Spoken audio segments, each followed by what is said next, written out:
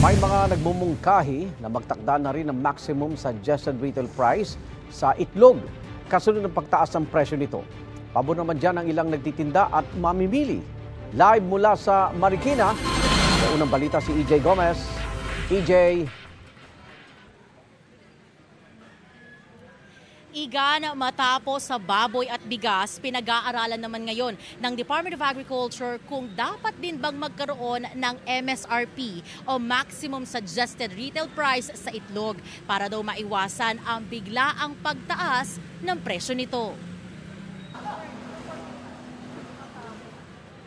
Masusing minomonitor ngayon ng Department of Agriculture ang presyo ng itlog sa mga pamilihan para masigurong abot kaya ng mga mamimili.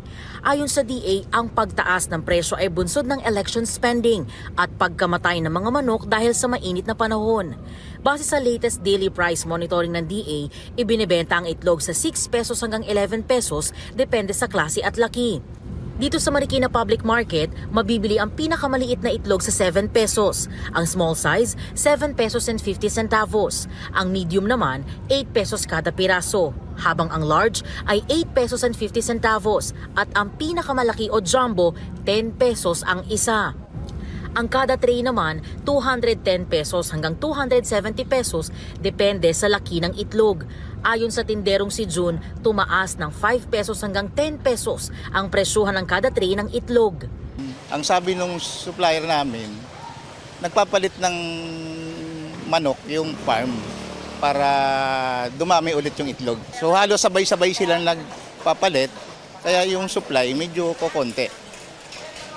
Kaya tumataas ang price ng itlog.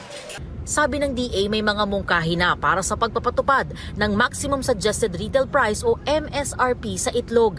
Ayos lang daw yun ayon sa ilang nagtitinda. Ang sa akin okay lang yun kasi para hindi talaga tuluyan tumaas ng todo.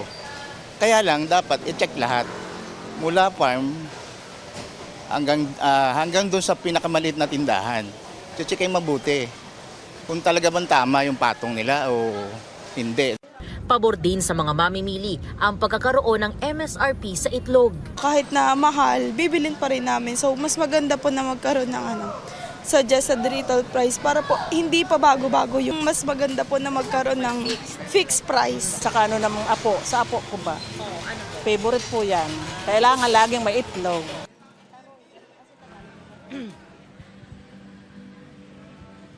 Igan, sabi pa ng DA, magkakaroon muna sila ng konsultasyon sa egg industry stakeholders kaugnay ng pagpapataw ng maximum SRP sa itlog. At yan, ang unang balita mula rito sa Marikina City. EJ Gomez para sa GMA Integrated News. Igan, mauna ka sa mga balita, mag-subscribe na sa GMA Integrated News sa YouTube para sa iba't ibang ulat sa ating bansa.